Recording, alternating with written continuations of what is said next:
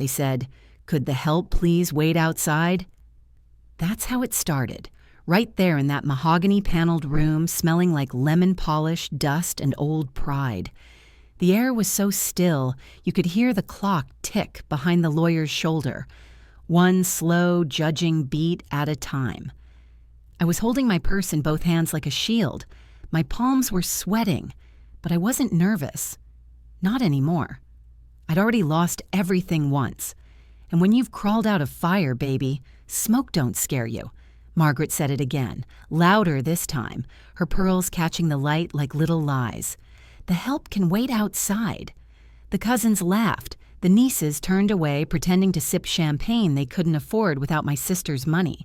And the lawyer, poor man, just cleared his throat like he wished he'd stayed home that morning, but I didn't move, didn't blink, didn't even breathe for a second, because I knew something they didn't. I wasn't just the help. Not that day, not anymore. The will reading was supposed to be a quiet affair, just family, a few lawyers, and the scent of old money clinging to the curtains. But you can't hide rot under velvet. It'll stink its way out sooner or later. They sat around that long oak table like vultures waiting for meat. My sister, God rest her soul, had built an empire of rental properties, beauty salons, and one old boarding house down on Ash Street that had been in our family since the 50s. I used to clean that place for her, scrubbed floors, cooked meals, took care of tenants who paid late or not at all. They called me the help back then, too. Only difference was, back then, I didn't mind, because I loved her, because she needed me. But when she died, they all came crawling out the woodwork, talking about rights and shares and bloodline. Funny how blood don't mean a thing when it runs cold. The lawyer, Mr. Thompson, shuffled his papers, eyes darting between them and me. He was sweating through his collar. That man knew what was coming. "Now, before we begin," he said, his voice small, "Mrs. Ellis left behind a few personal statements regarding her estate." "Can we skip the formalities?" Margaret snapped. She'd been wearing black silk and impatience since the funeral. "We all know she wanted the properties divided evenly among the family." "Family?" I asked, my tone soft as sugar melting in tea. "You mean y'all?" Every head turned like I'd spoken out of turn in church. Margaret's lip curled. "Yes, Helen, the family. You're just the help?" I finished for her. Then I smiled, that slow, dangerous kind of smile only women who've survived too much can wear right. "Baby, I've been helping all my life. Helped your mama raise you. Helped this family eat when your daddy gambled the mortgage away. Helped your Aunt Louise get through nursing school. If that's what help means, then you're welcome." The room went quiet. Even the clock seemed to stop for a second. Thompson coughed into his hand. "Perhaps we should proceed," he said quickly. "Mrs. Ellis's will contains several stipulations."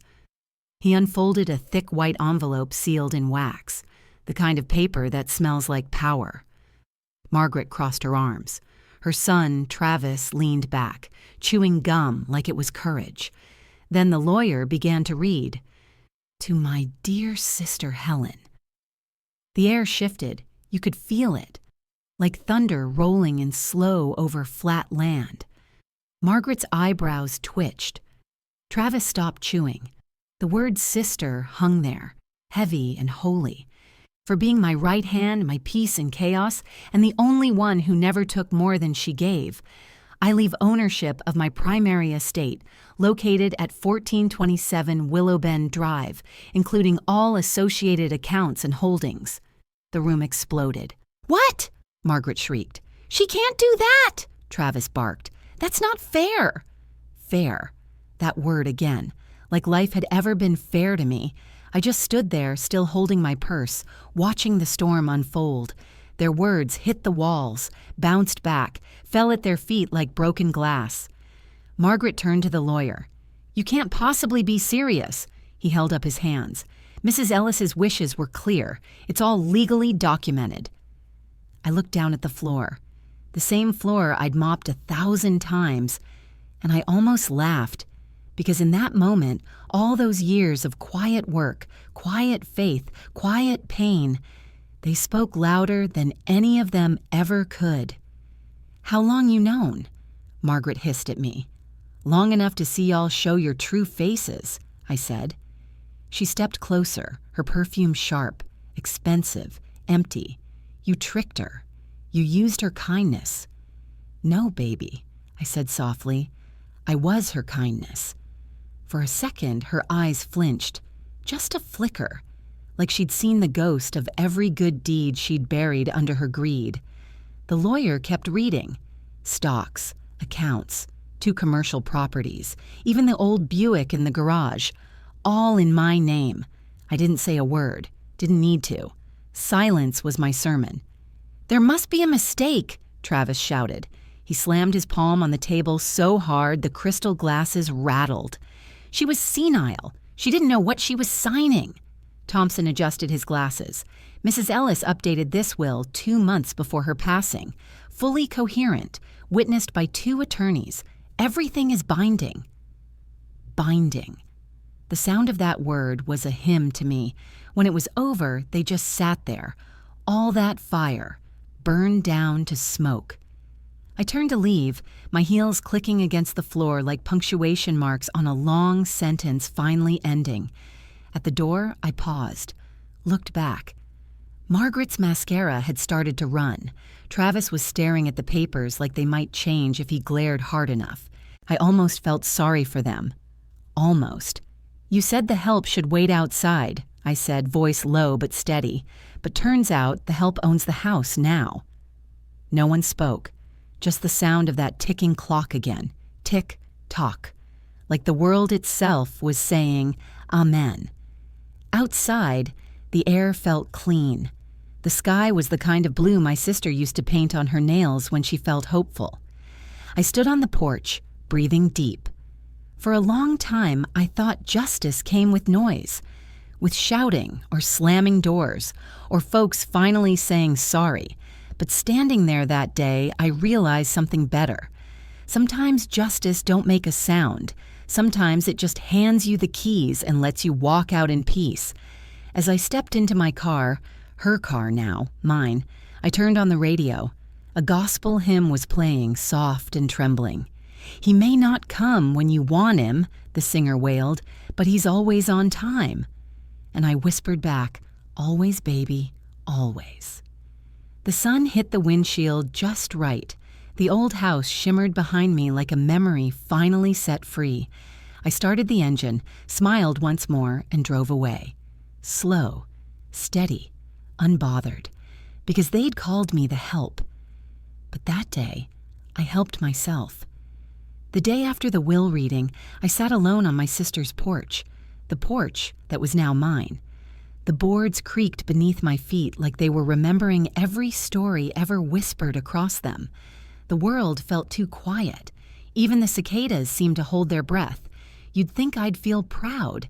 You'd think inheriting everything would fill the hole she left. But money don't warm a cold chair. When my sister died, she left me more than deeds and accounts. She left me her ghosts, and baby, she had plenty. See, Margaret wasn't always mean. Once upon a time, she was just a scared little girl hiding behind her mama's apron while I ironed their Sunday clothes. Her mama, Miss Ruth, raised us both, me as the neighbor's help, and Margaret as the proper lady. But Ruth's kindness had a price. She'd smile in public, but behind closed doors, she'd say things like, "Know your place, Helen. Be grateful you even got a seat at this table." And I was. Lord knows I was. I scrubbed their floors, rocked their babies, and cooked collard greens, so good they made deacons hum. But gratitude can turn into a chain if you wear it too long. I remember the first time my sister, Miss Clara Ellis, told me she was proud of me. It was 1987. I'd just finished repainting her boarding house after some college boys trashed it. She came in wearing her favorite red hat and said, "Helen, you got the patience of a saint and the hands of a builder." Then she took off her ring, that gold one with the tiny ruby, and slipped it onto my finger. "If anything ever happens to me," she whispered, "you keep this house running. Promise me that." I did. And when the years came, floods, tenants, bills, broken windows, bad knees, I kept that promise. Not for money, not for power, for love. But Margaret never saw love as something to keep. She saw it as something to use. When Clara got sick, Margaret only came around when cameras did. She'd bring flowers, post pictures, then vanish till the next photo op. Meanwhile, I was there, holding bedpans, making soup, singing gospel under my breath while Clara faded slow. The day before she passed, Clara grabbed my wrist, that same hand with the ruby ring, and said, "Don't let them take what they never earned." That was her final breath. That was her will long before it was ever written on paper. So when Margaret called me the help, she wasn't insulting me. She was reminding me who she still thought I was. And that, right there, was the mistake that undid her. Because, baby, the help don't stay helpless forever. That night, I walked through the house like it was a museum of memories. Every photo on the wall whispered something different. Me and Clara laughing in front of the old Buick. Christmas of '99. Clara in her red sweater, me behind the camera. Margaret wasn't in any of them. Funny how absence can say more than words ever could. The moonlight spilled across the hallway, soft and blue, and I could almost hear Clara humming again. A low, churchy tune, the kind that fills you up and breaks you open all at once. I whispered back, "I kept my promise, sis. I didn't let him take it." The phone rang. I didn't answer right away. It was Travis. Of course it was. "You think this is over?" he snapped. "My mama's talking to lawyers. You ain't seen the last of us." I stayed silent. Let him talk himself, breathless. "You manipulated her," he barked. "You fed her lies, poisoned her mind, and now you think you can just walk away with our inheritance?" "Baby," I said finally, calm as a sunrise, "I didn't poison her mind. I just fed her the truth. And y'all allergic to that." He cursed, called me things that'd make a preacher choke. Then he hung up. I stared at the silent phone, shook my head, and said to the empty room, "You can't fight grace, baby. It's already written." The next morning, I got up early, before the sun even thought about rising, put on my housecoat, tied my hair, and made a pot of chicory coffee. The smell alone could wake the dead. Then I did what I always did when trouble was near. I cleaned.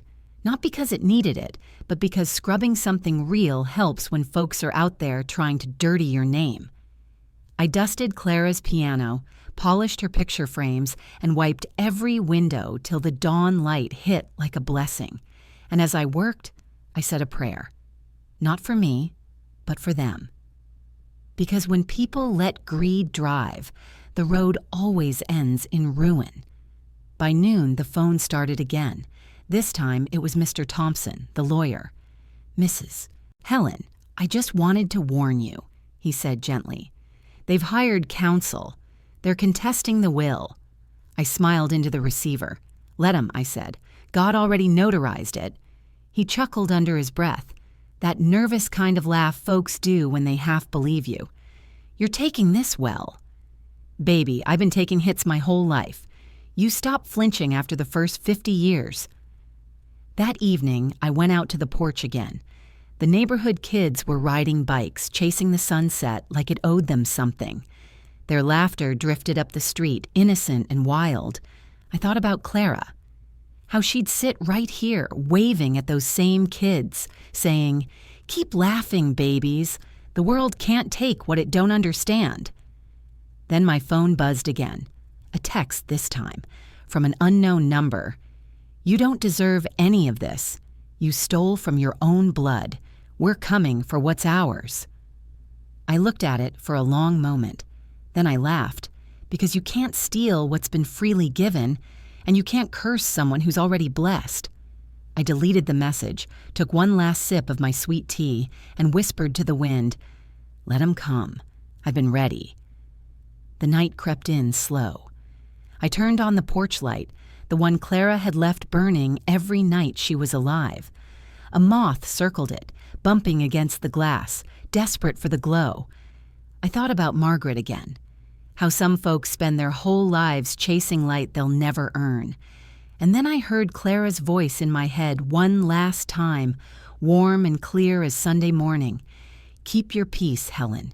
They can't take what they never gave." And for the first time in a long while, I believed it. By Friday morning, the storm had found my doorstep. A silver Lexus pulled up slow, tires whispering over the gravel like snakes in tall grass. Out stepped Margaret, black suit, dark glasses, lips pressed tight like she'd been sucking lemons all week. Behind her came Travis, arms crossed, full of that kind of fake confidence only money can buy before it disappears. I was sitting on the porch, rocking slow, sipping my chicory coffee from Clara's favorite mug, the one that said, "Faith is stronger than fear." "Well, look who came to visit," I said, voice sweet as pie and twice as dangerous. Margaret took off her glasses. Her eyes were red. Not from tears. From rage. "You think this is funny, Helen?" "Funny?" I said. "Baby, I think it's poetic." She walked up the steps like the porch might bite her. Travis stayed by the car, pretending to scroll his phone, but watching every move like a hawk. "You tricked my mother," she hissed. "You manipulated her into changing that will." I laughed low, the kind that comes from deep in the chest, the kind that knows better. "You think you can manipulate a woman like Clara Ellis? That woman scared the IRS, baby." "Don't get cute with me, Helen," she snapped. "We already filed the contest. You'll be hearing from our lawyers next week." "Good," I said, standing up. "I've been meaning to get my Sunday clothes dry cleaned anyway." She blinked, caught off guard by my calm. Because when folks come expecting fear and find peace instead, it throws their whole balance off. "You can't win," she spat. "Oh, I already did," I said, "the day you showed me who you really were." She stared at me, trembling, trying to find something cruel enough to hurt. "But baby, you can't wound someone who's already healed in the fire." So I turned my back, slow and deliberate, and said over my shoulder, "Tell your lawyer I'll see him in court. I'll bring cookies." That night, I called Mr. Thompson. "They're serious," he said. "They're claiming undue influence that you took advantage of your sister's condition." "Condition?" I said, laughing. "The woman was still balancing her own checkbook 2 days before she passed." "I know," he sighed. "We've got the medical records. We'll be fine. But this is going to get ugly." "Baby," I said, "Ugly's been my neighbor since 1973. I know how to handle her." 2 days later, the letters came. Thick, white envelopes stamped legal notice. Travis must have hand-delivered one himself because it smelled like his cologne. Loud and desperate. Inside, it said they were suing me for emotional distress and fraudulent interference. Those words looked heavy on paper, but I'd carried worse. Still, I took a walk after reading them, down to the little church on Magnolia Street where Clara and I used to sing in the choir. The doors were open, sunlight spilling through stained glass like melted honey. Sister Evelyn was dusting the pews when she saw me. "Helen Ellis," she said, smiling wide. "Lord, it's been too long." "I've been busy with ghosts," I told her. She hugged me tight. "Don't you let them ghosts scare you," she said. "You just remember every Pharaoh got a Moses." That line hit deep, because Clara used to say something just like it. "Every chain got a key, Helen. You just got to be brave enough to find it." That Sunday, I put on my best hat and went to service. Front row, same pew Clara used to sit in. The pastor's sermon was about endurance, about how sometimes God don't move the mountain, he just gives you better shoes. I almost laughed out loud. After service, folks came up hugging me, saying things like, "We heard what they're trying to do, but God's gonna make it right." And I believed them, not because I was naive, but because faith had been my backbone long before law was my defense. The next week, I met with Mr. Thompson in his office. Polished wood, thick carpets, the kind of place that smells like quiet money. He laid out the papers. "They're demanding mediation first," he said. "If that fails, trial begins next month." Then we better not fail, I said. He chuckled. I like your confidence. Confidence, I said. Baby, that's just experience wearing perfume. That night, I got another call, this time from someone unexpected.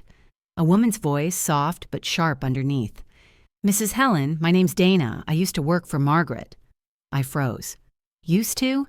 Yeah, she said. She fired me last week, said I talked too much. But I saw things you might want to know. I'm listening. There was a pause. Then she whispered, Before your sister died, Margaret tried to get her to sign another will. She even brought a notary. But your sister refused, said she already handled everything with you. My stomach sank, not from fear, but from the confirmation of something I'd already felt deep down. Can you prove it? I asked. I still got the texts, she said, and the voicemail Clara left her, calling her out for it. I closed my eyes, said a quiet thank you, Lord, the kind that ain't about luck. It's about divine timing. Send me what you got, baby, I said. Justice just found her witness. That night, I sat by the window, moonlight spilling over Clara's photo on the wall. Her smile looked different now, like she'd been waiting for me to catch up. I whispered, You always did handle your business quiet, sis. But don't worry, I'll make sure they hear this one loud. Then I turned off the lamp, knowing full well that by morning, Margaret's lies were about to burn under the light of truth. The next morning, the sun rose red, the kind of red that means business. And baby, so did I. I made myself some buttered grits, 2 slices of toast, and poured coffee strong enough to make a man confess. Then I printed every message that woman Dana had sent me. Each one was a nail for Margaret's coffin. Every word proof of the lies she built her case on. The first message was a text between Dana and Margaret dated 6 weeks before Clara passed. Margaret, she's getting weaker. If I can get her to sign something this week, we'll be good. Dana, she said she already has a will and won't change it. Margaret, then make her comfortable. Wine, soft music, whatever it takes. She owes me that house. I read that line twice. She owes me that house. That one sentence was everything wrong with them. Thinking love was a debt and greed was a right. I sent the screenshots to Mr. Thompson. He called within minutes. Helen? This is explosive. This could end the case before it starts. Good, I said, because I'm too old for court drama. I got soap operas for that. He chuckled. I'll file a motion immediately. You just sit tight. But I didn't sit. I moved. Because stillness might look like peace, but I've learned faith still needs feet. That afternoon, I drove to Clara's old boarding house on Ash Street. The paint was peeling, the porch sagged, but the bones were still strong, just like the women who'd lived there. The tenants looked surprised to see me. Miss Helen, one of them said, I thought this place was getting sold. Not anymore, I smiled. This house ain't going nowhere. Y'all safe. They clapped, cried, and hugged me like family. That's when it hit me. This wasn't just about land or money. It was about legacy, about keeping something sacred out of greedy hands. As I stood in that old parlor, I could almost see Clara sitting in her chair by the window. Sunlight in her hair, ledger in her lap, glasses slipping down her nose. Helen, her voice echoed faint in my memory, never let them take what love built. I whispered back, I won't, sis, I promise. A week later, mediation day came. Downtown courthouse, marble floors cold as regret. Margaret arrived with her lawyer, tall, pale man in an expensive suit who looked allergic to sunlight. I walked in slow, calm, wearing my church-best navy dress and Clara's ruby ring, shining like justice. The mediator tried to keep things civil. Let's remember, we're all family here, he said. Not by choice, Margaret muttered. By grace, I replied. The room went quiet. They started with accusations. She manipulated my mother. She isolated her. She turned her against us. I let them talk. Sometimes letting the devil speak is the quickest way to make him trip on his own tail. Then, when their lawyer finally took a breath, I slid the printed texts across the table. "You might want to read those, baby," I said softly. He frowned, adjusted his glasses, started reading. Then his eyes widened. "Margaret," he whispered, "is this real?" Her jaw tightened. "She's lying." "Those came from your assistant's phone," I said. "Time-stamped, backed up, and already notarized." The color drained from her face. Travis shifted uncomfortably. Even the mediator looked like he wanted to go to church. "You tried to forge a dying woman's will," I said, my voice calm but sharp enough to cut through the air. "Then you sat in her house, ate her food, and called me the help." I leaned forward, eyes steady. "I helped her live. You tried to help yourself." Margaret opened her mouth, then closed it.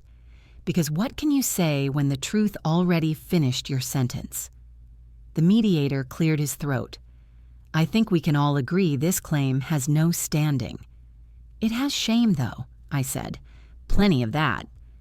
Margaret grabbed her purse and stood up. "You think this makes you better than me?" "No, baby," I said. "It just makes me free."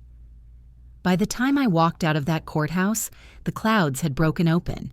Rain came pouring down like the sky itself was washing the slate clean. I didn't run, didn't open an umbrella. I just walked slow through that storm, head high, letting the water fall like baptism. Each drop whispered something I already knew. You did right. You did enough. You're done fighting. That night, I dried my hair, lit a candle, and opened Clara's old Bible. A pressed magnolia petal slipped out from between the pages. She'd written beside it in her neat, faded hand, "The Lord don't forget who cleans the floors when others walk on gold." I traced those words, feeling every letter.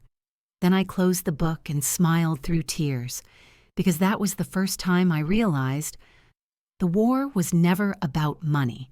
It was about memory, and I had already won both. But the devil don't quit easy. And just when I thought the storm was over, the phone rang again. Unknown number. A man's voice this time. Rough, low, dangerous. "You should have kept quiet, Mrs. Helen," he said. "You don't know who you're messin' with." Then the line went dead. The rain hit harder outside. Thunder rolled. And I sat there in the dark, staring out the window, realizing something I hadn't before.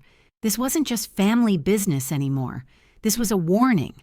And baby, I don't scare easy. That night, I couldn't sleep. The storm outside was still whispering against the windows, thunder pacing the horizon like a restless preacher. Every flash of lightning lit up Clara's picture on the mantel. Her smile soft but watchful, like she was making sure I didn't lose my faith now that the battle had turned quiet. I brewed a cup of chamomile tea, but even that tasted nervous, because I knew that voice on the phone wasn't bluffing. You live long enough, you learn the tone of a threat. It don't always sound like danger. Sometimes it sounds polite, controlled, like the devil in a tailored suit. And I knew exactly whose pocket that voice came from. Margaret had always been the kind of woman who didn't like dirtying her own hands. No, she hired people to hold the mud for her. So when my porch light flickered that night, just once, but long enough to make my gut twist, I knew she'd crossed from petty to desperate. I went to bed anyway, because fear don't feed you, and I had grits to cook in the morning. But I left the Bible open on the nightstand, right on Psalm 27. "The Lord is my light and my salvation. Whom shall I fear?" The words glowed in the lamplight like a quiet weapon.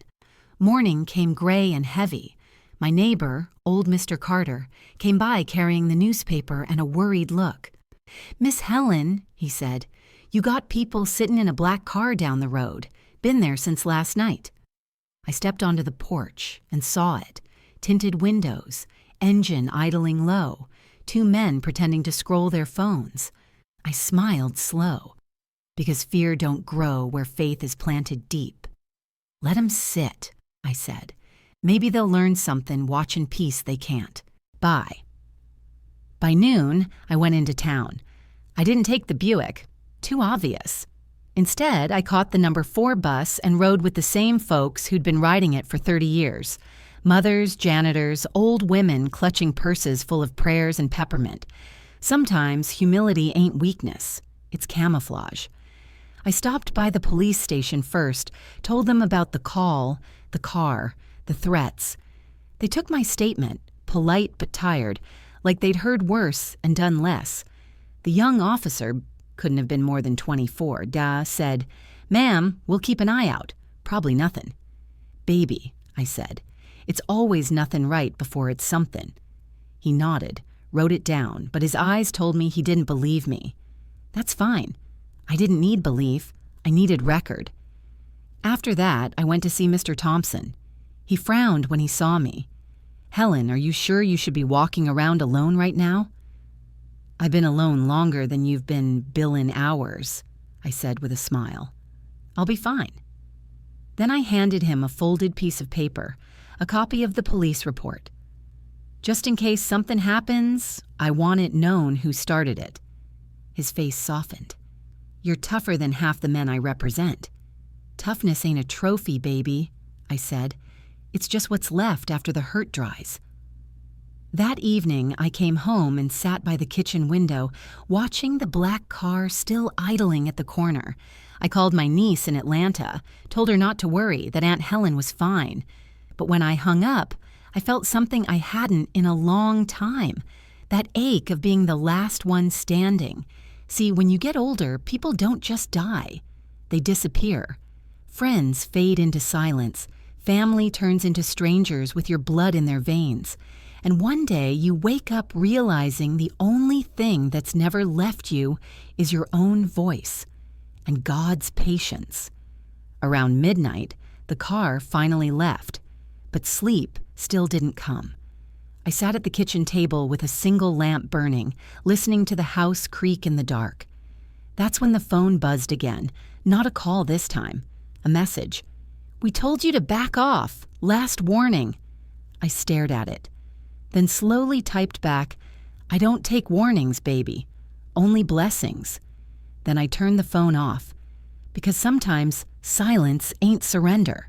It's strategy. Next morning, a different kind of noise came.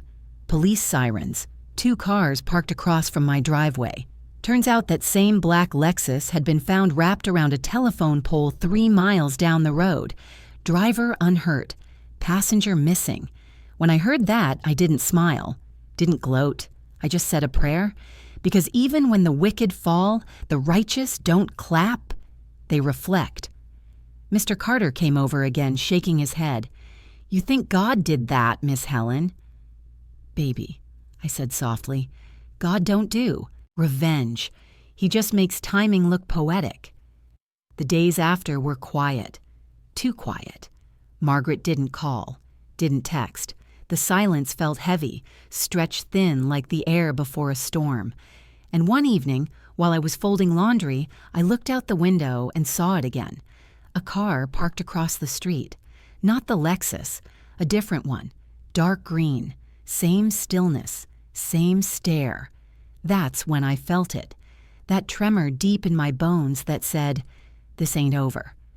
I closed the blinds, sat down on the edge of the bed, and held Clara's ruby ring tight between my fingers. I whispered, "You left me the house, sis, but you forgot to tell me it came with ghosts." Then I laughed, just a little, just enough to remind myself that no matter how dark it gets, ain't nobody ever scared the Lord out of me yet. And as the night deepened, the wind picked up, carrying the faint sound of church bells from 2 blocks over. It wasn't Sunday, but maybe heaven don't follow calendars. The sound drifted through the open window, soft as forgiveness. And I thought, maybe this isolation ain't punishment. Maybe it's preparation, because something bigger was coming, and I could feel it, right there between the thunder and the silence. 3 days passed, and the air around Willow Bend felt different. Heavier somehow, like the world had tilted just enough for me to notice. The crickets had stopped singing at night. Even the street dogs went quiet, like they'd heard something I hadn't.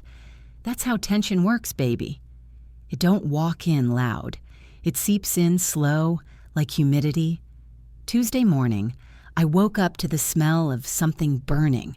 My first thought was the kitchen.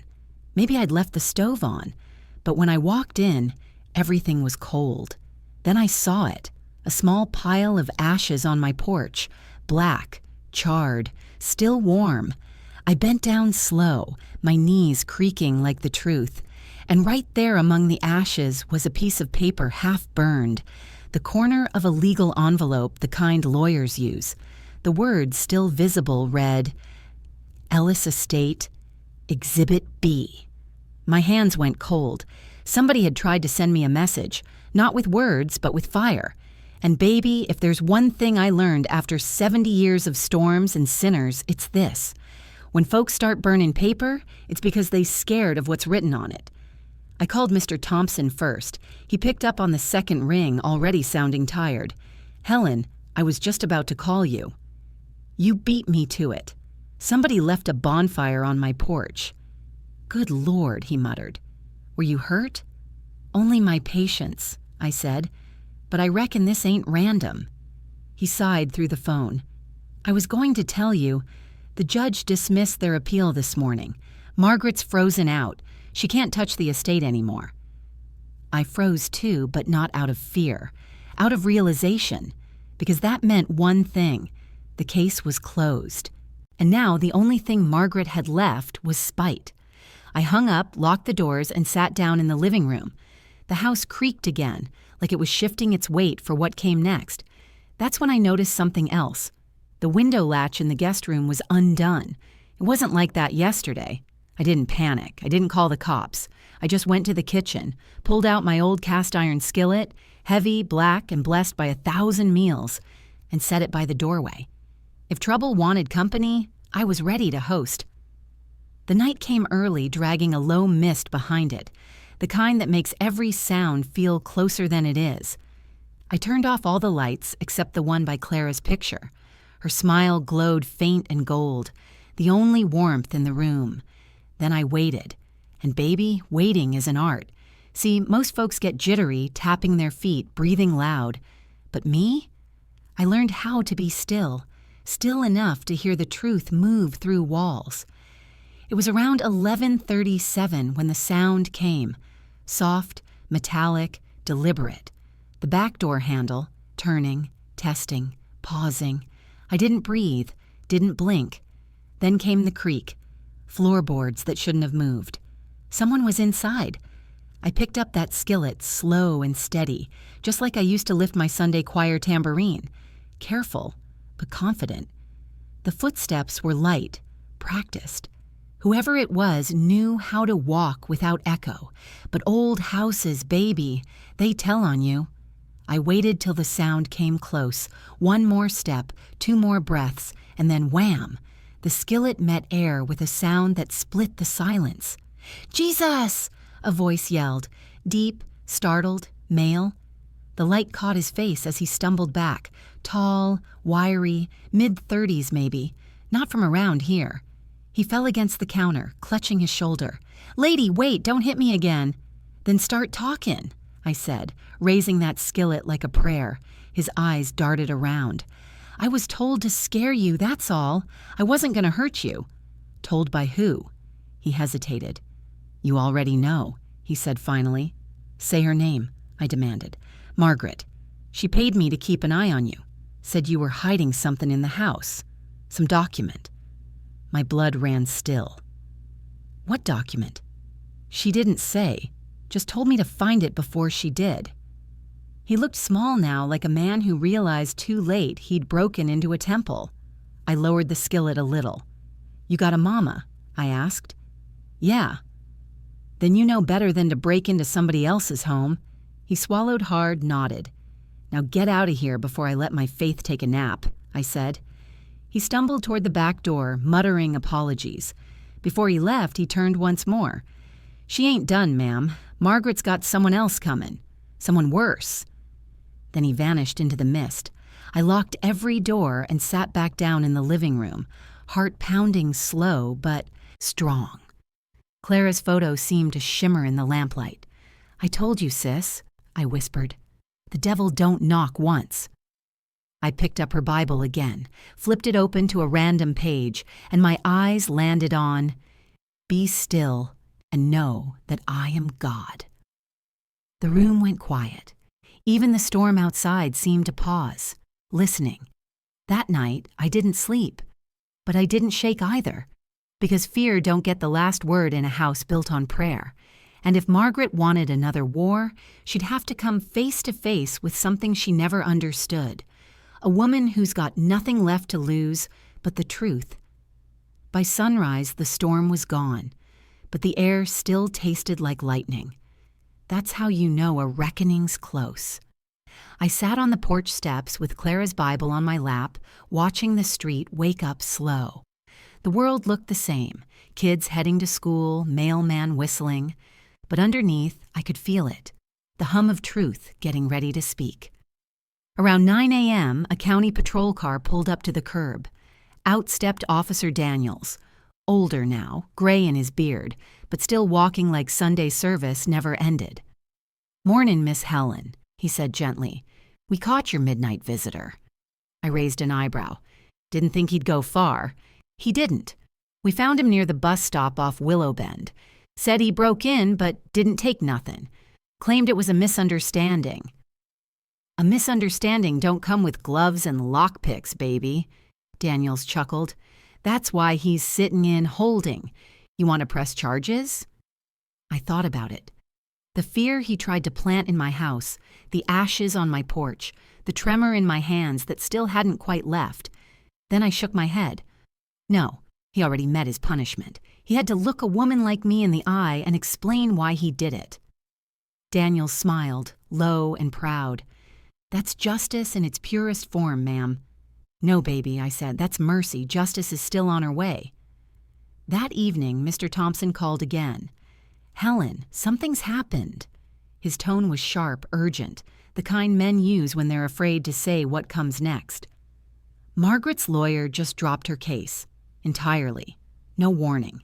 He says he won't represent her anymore." "Why?" "He didn't say, but—" He hesitated. "But what?" I pressed. "But a federal investigator contacted him this morning. Turns out Margaret's been under review for tax evasion and property fraud for nearly 2 years. The inheritance mess just accelerated things." I sat back in my chair, heartbeat slow, steady. "So the Lord wasn't late," I whispered. "He was just thorough." Thompson sighed. "She might be facing prison time, Helen." I closed my eyes. For a moment, the image of her, proud, cruel, scared, flickered behind my lids. I didn't feel joy. Didn't feel pity either, just balance. "Let the law do what it's meant to," I said. "I'm done carrying her lessons for free. But fate ain't never clean, baby. It don't just hand you peace, it makes you earn it." That night, I got one last call from a number that didn't belong to anybody I knew. "Miss Helen," the voice said, trembling. "It's Travis." My stomach went still. "You all right, child?" "No, ma'am. Mama's gone." I blinked. "Gone?" She packed up, took what she could, and left town last night. Said she had to get ahead of the storm. The feds came this morning." Silence stretched between us. Heavy, human, holy. "You know," I said softly, "sometimes when you spend your whole life stealing light, you forget how to stand in it." He sniffed hard. "She told me you ruined her life." "No, baby," I said, calm as scripture. "I just stopped letting her ruin mine." He didn't hang up right away. I could hear the weight in his breathing, the sound of a man losing both pride and illusion in the same breath. "Miss Helen," he said finally, "I don't know what to do now." "Start by telling the truth," I said. "Then build something that don't need to lie to stand tall?" "I don't know if I can." "Then learn, baby. The world don't wait for your courage. It tests it." After the call, I walked to the window. The street was quiet again, but something inside me had shifted. For the first time in years, I wasn't waiting for the next betrayal or the next lie. I was just breathing. And in that stillness, I realized the truth that had been buried under all the noise. Justice ain't revenge, it's restoration. The difference is what makes you sleep at night. The next day, the mail came. A plain white envelope, no return address. Inside was a single note, handwritten, familiar, trembling just a bit. I was wrong. I'm sorry. Tell Clara I understand now. Margaret. I sat down, holding that paper like it was glass. Because some apologies don't erase what was done, but they set the soul free enough to walk again. I lit a candle on the mantel beside Clara's picture. Let the flame flicker soft, like forgiveness, learning how to breathe. That night, I dreamt of my sister. We were both young again, sitting on this same porch, feet swinging, sun setting gold on our faces. She looked at me and said, "You did it, Helen. You held the line." I smiled at her ghost. "No, baby, we did." Then she laughed, warm and bright as morning. And when I woke, that laughter was still ringing in my ears, like the sound of freedom itself. Outside, the dawn came pink and soft. The air smelled like magnolias. And for the first time in what felt like years, the world didn't feel like it was leaning against me. It felt like it was holding me up. The morning after Margaret's letter, the light hit the kitchen just right. Soft gold pouring across the counter, catching the edge of Clara's ruby ring like it was winking back at heaven. I poured a cup of coffee, black and steady, then pulled out a notepad. Because, baby, even peace needs paperwork. There were accounts to settle, deeds to sign, and one final chapter to close with dignity. I spent the next week restoring what she'd tried to destroy. The tenants on Ash Street hadn't seen a proper repair crew in months, so I called up a few good men from the church. They showed up with tool belts, kind eyes, and gospel humming under their breath. By noon, the sound of hammers filled the air. Not angry, but healing. Boards replaced, windows fixed, new paint shining like redemption. Sister Evelyn stopped by with lemonade and said, "Miss Helen, you rebuildin' this place like it's a ministry." "That's because it is, baby," I smiled. "Every nail in this wood is a thank you to the God who didn't let bitterness be my landlord." While the men worked, I went through Clara's old records, and there, in a faded folder labeled personal, I found something she'd never told me about. A handwritten ledger, names, dates, addresses, people she'd quietly helped over the years, college tuitions paid, rent forgiven, medical bills covered. On the last page, she'd written in that same neat script, "Helen will know what to do with the rest." I sat back, the room spinning slow, the weight of that trust wrapping around me like an old quilt. That's when I decided her legacy wouldn't just stay in these walls. It was time to make the kindness public. So I started the Ellis Foundation, small, local, simple, helping women rebuild what life tried to take. I opened a modest account with the leftover estate funds, called in a few favors, and by the end of the month, the first grant went out. To a single mother trying to open a daycare on Magnolia Street. When I handed her that check, she cried so hard it made me remember what grace really looked like when it wore work clothes. "I don't know how to thank you," she said through tears. "Just help the next woman," I told her. "That's how we stay alive in spirit." But not everybody celebrated. A week later, a reporter from the Willow Bend Gazette showed up, young, hungry, smelling like ambition and cheap coffee. "Miss Helen, we've heard rumors about the Ellis family dispute," she said. "Care to comment?" I smiled, wiped my hands on my apron, and said, "Tell the truth plain. Greed lost, faith won, and the help turned out to be the backbone." She laughed, not expecting me to hand her a headline so clean. "May I quote you on that?" "You better," I said. "God loves accuracy." The story ran the next Sunday. Front page, headline bold as a sermon, "The Help Who Healed the Family, How Helen Ellis Turned Betrayal into Blessing."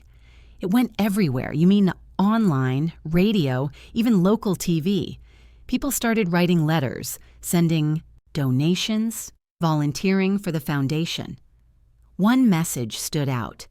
"Your story saved me. I was ready to give up, but then I heard how you stood tall through lies and fire. I'm standing too now. Thank you, Aunt Helen." I read it 3 times and cried every time, because that's the thing about revenge done right. It don't end with destruction. It ends with rebirth.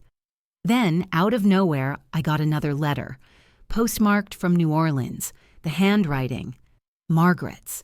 My hands trembled opening it. Inside were 2 things, a single folded note and a check. For the foundation, for Clara, for forgiveness. Margaret. The check was for $50,000. I laughed, not out of mockery, out of sheer disbelief at how poetic life could be. The same woman who once tried to steal my sister's house was now funding her legacy. "God don't sleep, baby," I whispered. "He just waits till the encore." That evening, I went back to the church. Choir practice was finishing up. The sun had dipped low, painting the stained glass in amber light. Sister Evelyn saw me at the back and said, "Come on, Aunt Helen, lead us in one last hymn." So I did, voice trembling at first, then rising steady as thunder turned into praise. We sang, "His eye is on the sparrow," and the notes lifted into the rafters like truth set free. When the last line fell, everyone went silent. The air felt full, not of sound, but of something holier. I looked around and said quietly, "You know, revenge ain't about hurtin' folks. It's about showing the world you survived without turnin' into them." They clapped. Some cried. But me? I just smiled because I'd finally found peace that didn't depend on anyone's apology. As I walked home, the night breeze wrapped around me gentle as prayer. The stars were out, sharp and endless. I whispered to the sky, "Clara, you seein' this, baby? We did it. We turned the pain into a promise." And in the stillness, I could almost hear her voice again, not from heaven above, but from somewhere deep inside me. "That's my sister." The weeks rolled into months, and the rhythm of life found its quiet song again. No more lawyers, no more threats, no more strangers sitting in cars down the road, just me, my coffee, and the gospel humming low through the kitchen radio every morning. Some people call that peace. I call it survival, learning how to breathe. Willowbend had changed too. Folks stopped whispering when I walked by. They waved now, some with shame, some with pride. Because once the truth settles, even gossip gets tired. The foundation grew faster than I ever planned. We had our first community event, free meals, school supplies, clothes drives. Local TV showed up again, called it the Ellis Revival. I stood at the microphone that day, wearing Clara's red brooch, and said, "My sister used to say, if you got breath in your body, you got a job to do." Well, I reckon this is mine, reminding folks that kindness ain't weakness, it's strategy. The crowd hollered, "Amen," loud enough to shake the tents. And for a split second, I swear I felt Clara's hand on my shoulder. Firm, proud, eternal. One afternoon, a letter came from a federal office, stamped and sealed official. I hesitated to open it, half expecting the past to try one last trick. But inside was a simple notice. The Ellis Estate and Foundation have been officially cleared of all disputes and claims. The words felt lighter than they should have, maybe because peace don't come like fireworks. It comes quiet, like rain after a long drought. That night, I walked through the old house one last time before the renovation crews came in, room by room, memory by memory. In the living room, the spot where Clara used to read her Bible. In the kitchen, where she burned cornbread every Sunday and swore it was the oven's fault. In the hallway where we hung our first family photo, back when we thought forever was guaranteed. I touched each wall and whispered a thank you, not to the house, but to the pain, because it taught me how to hold joy when it finally came back. Before bed, I sat by the window and looked at the moon. It was full, big as a promise. That's when my phone buzzed, a message from a number I didn't recognize, but the words made my throat close up. "Thank you for helping me. I started over in Houston. Tell your sister's spirit I'm trying to be better. Margaret." I read it twice, then put the phone down slow. Because forgiveness don't need to be loud. Sometimes it's just a whisper across distance. I didn't reply. Didn't have to. Some conversations end best in silence. The next morning, I took a walk through the neighborhood. The air smelled like biscuits and cut grass. Mr. Carter waved from his porch and said, "Miss Helen, you seen the paper? They saying the Ellis Foundation's going national." I laughed. National? Lord, I was just trying to fix a roof. "Well," he said, "you done fixed a lot more than that." Maybe he was right. Maybe the house I rebuilt wasn't made of wood or brick. Maybe it was built of moments, small mercies stacked into something solid. That evening, I hosted Sunday supper for the first time in years. Fried chicken, collard greens, biscuits tall as pride. The choir came, the neighbors came, even a few strangers who just needed a place to belong. We ate, we laughed, we sang. Halfway through dessert, a little girl tugged my sleeve. "Miss Helen, is it true you used to be poor?" I smiled. "Still am, baby. Just richer in better things now." She giggled. "Like what?" "Like peace, like forgiveness, like not needing nobody to clap for me to keep going." After everyone left, I stood alone on the porch again. Same spot, same boards, same moon watching. The neighborhood was asleep, but in that stillness, I felt the hum of life, strong and kind.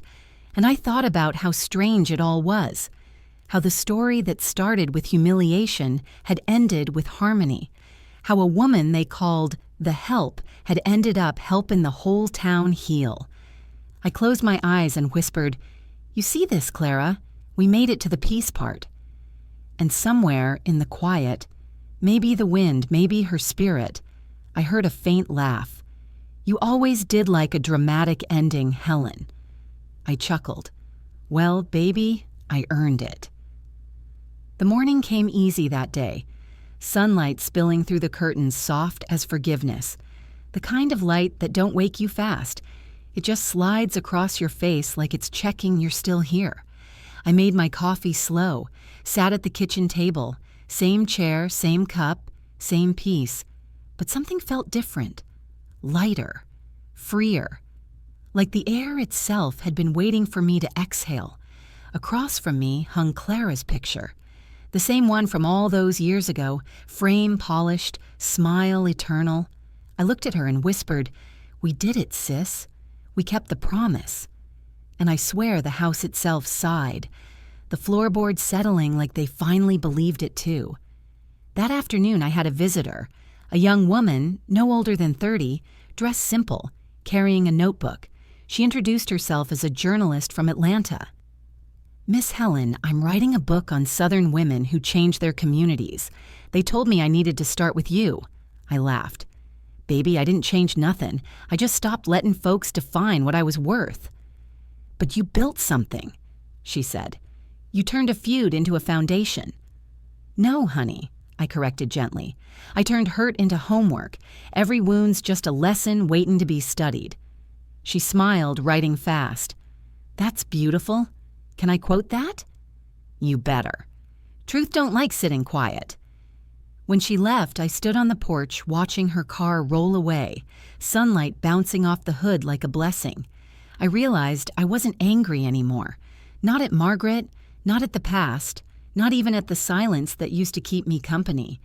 Somewhere along the way, I'd stopped waiting for people to pay back what they took and started counting what God let me keep. That night, the church bell rang down the street, steady, slow, the sound of evening finding its peace. I turned off the lights, sat by the window, and just listened. Sometimes quiet don't mean emptiness. Sometimes it means you finally got nothing left to prove. I thought about everything that had happened. The lies, the courtroom, the rain, the letters, the forgiveness that came too late but right on time. And I smiled, because it all led here, to this quiet, this breath, this moment that felt holy without needing to be called that.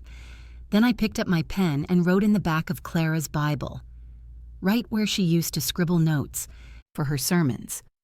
"Kindness ain't weakness. It's just patience disguised as power."